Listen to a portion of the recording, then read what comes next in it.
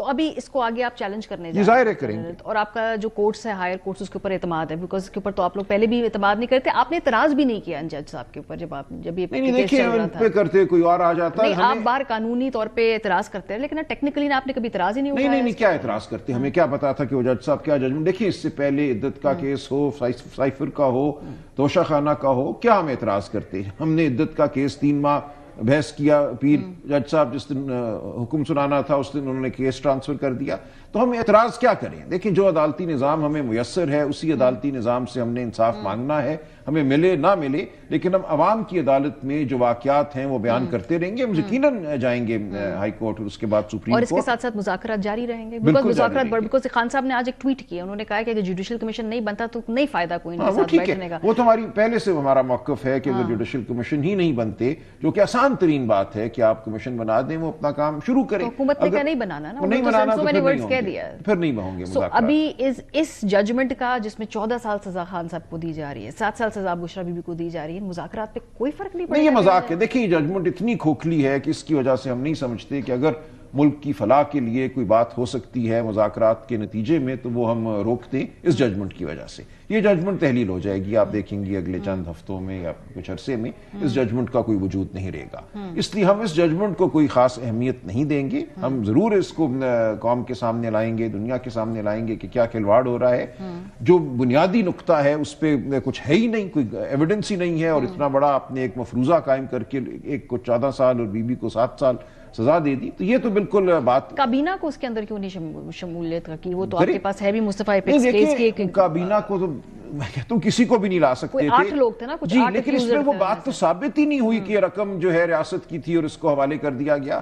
یہ کہاں ثابت ہوا ہے اس پوری ججمنٹ میں 148 صفحوں میں؟ اس لیے کچھ بھی نہیں ہے اس کیس میں. یہ بہت دور نہیں جائے گا. ہمیں فکر کرنی چاہیے اس ملک کی اب کیا صورتحال ہے. ہم اس قسم کے مذاق میں الجھے ہوئے ہیں. ملک کی سب سے بڑی سیاسی قوت کو ہم سمجھتے ہیں کہ ہم دبا دیں گے, یا سمجھنے والے سمجھتے ہیں ملک کی سب سے اہم سیاسی شخصیت کے ساتھ آپ یہ کھلواڑ کر رہے ہیں. ہمیں اب ملک کو واپس لانا ہے فلاح کی راہ پہ, جہاں ہم بیٹھ کے کوئی بات کر سکیں اس ملک کے مستقبل کے بارے میں, اور اسی نیت سے ہم مذاکرات میں شامل ہوئے تھے. ابھی تو صورتحال ہے کہ ایک ڈیڈ لاک سا ہے نا, آپ چاہتے ہیں جوڈیشل کمیشن بنائے, حکومت کہتی ہے جوڈیشل کمیشن نہیں بنے گا. یہ آپ کو صورتحال تبدیل ہوتی نظر آ رہی ہے, یا آپ کو لگتا ہے کہ ابھی بھی اس میں امید ہے جو اگلی نشست ہوگی اس میں کہیں نہ کہیں مڈل گراؤنڈ بن جائے گا؟ مڈل گراؤنڈ کیا ہوگا؟ ایک پہ کمیشن بن جائے 9 مئی پہ, 26 مئی پہ, 26 نومبر پہ نہ بنے گی, اسی طرح کا کوئی مڈل گراؤنڈ ہم دیکھیں گے کیا ہوتا ہے. ظاہر ہے پھر ہم عمران خان صاحب سے ملاقات کریں گے, ان کی جو بھی رائے ہوگی وہ لیں گے اور آگے اسی کے مطابق بڑھیں گے.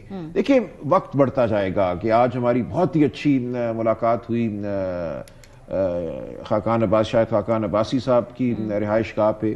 وہاں محمود خان اچکزئی صاحب تھے, دیگر عمائدین تھے ہماری طرف سے, اور فیصلہ ہوا کہ اب ہم ملک میں تحفظ آئین کی خاطر ایک جدوجہد کا آغاز کریں گے. کیا ہوگا؟ یہ تحریک ہے, یہ کوئی دیکھیں یہ تو اب رنگ لے گی, اپنا وجود بنے گا, لیکن اصولی جو فیصلہ ہے آج ہو گیا کہ ہم اس ملک میں ہر ایک کو اب پکاریں گے کہ اس ملک میں شرافت کے لیے, آئین کے لیے, قانون کے لیے ہمارے ساتھ کھڑے ہو, اور ایک منظم پرامن ایک. یہ اس سے کیسے مختلف ہے جو پہلے اچکزئی صاحب کے ساتھ بیٹھ کر آپ نے پہلے بھی ایک پلیٹ فارم بنایا؟ اس کو وسیع تر ہم کریں گے. ہم تمام سیاسی قوتوں کو جو آئین اور قانون کے لیے کھڑا ہونا چاہتی ہیں ان کو مدعو کریں گے اور آگے کا رائے عمل طے کریں گے. لیکن بہت دفعہ جو پہلے آپ نے پلیٹ فارم بنایا, اچکزئی صاحب تو مذاکرات کے حق میں ہی نہیں تھے, انہوں نے کہا جی آپ کن سے بات کر رہے ہیں, اب کوئی مذاکرے. دیکھیں ہم نے اتمام حجت کر لیا. ہم پہ ہر جگہ یہ الزام لگتا تھا یا گلہ ہوتا تھا کہ آپ سیاسی قوتوں کے ساتھ کیوں نہیں بیٹھتے, آپ بات کیوں نہیں کرتے. ہم نے کر لی نا. ایک اتنی معمولی بات کہ صرف کمیشن بنا دو سپریم کورٹ کے ججوں پہ مشتمل, جو اپنی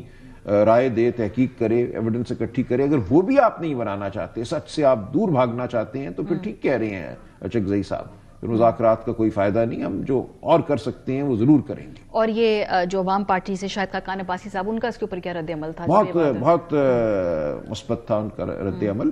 وہ ایک عمر گزار بیٹھے ہیں, اس ملک کے وزیر اعظم رہے ہیں, نیک نام ہیں, اور ان کا یہی کہنا تھا کہ اب ہمیں ایک نقطے پہ اکٹھے ہونا ہے, اور وہ نقطہ پاکستان کو بچانے والا نقطہ ہے. آئین کے سوا, جمہوریت کے سوا پاکستان آگے نہیں بڑھ سکتا. اسپیسیفکس کیا ہے اس کے؟ جیسے فار ایگزامپل ابھی تو آپ کہتے تھے نا پہلے کہ 8 جنوری کے الیکشن کے مینڈیٹ کا فیصلہ ابھی فی الحال وہ آپ نے بیک برنر پہ رکھ دیا.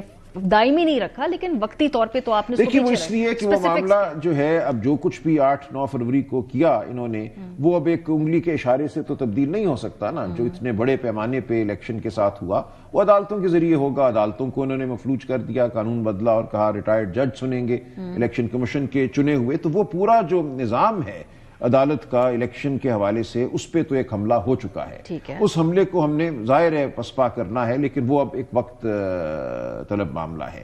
ہم یہ چاہتے ہیں کہ پہلے اصولی اتفاق ہو اس قوم کا, اس معاشرے کا, کہ ہم نے اس ملک کو کیسے چلانا ہے. اسپیسیفکس کیا ہے اس کے؟ تو بڑی آپ دیکھیں وہ آئیں گے, وہ اسپیسیفکس سامنے آئیں گے. اسپیسیفک کہاں شروعات ہے, کہاں سے دیکھیں ہم جمہوریت اور سویلین بالادستی کی آواز اٹھائیں گے. ہم ہر ایک کو کہیں گے ہمارے ساتھ آؤ, پھر چیز اپنا رنگ پکڑے گی, اپنی شکل. خال کیا ہے؟ کل ملاقات ہوئی گنڈا پور صاحب کی جب وہاں پر آرمی چیف سے, تو بہت خان صاحب نے اس کو خوشائند کہا. تو آپ کی جو سویلین سپریمیسی کی ڈیفینیشن کیا ہے؟ آپ ہم نے اپنے لیے ایک سپیس پیدا کرنی ہے, جگہ پیدا کرنی ہے جمہوریت کے لیے, سیاسی جماعتوں کے لیے, عوام کی آواز کے لیے. تو یہ ہوتے ہوتے پیدا ہوگی نا, ایک چٹکی بجانے سے تو یہ نہیں ہو جائے گا.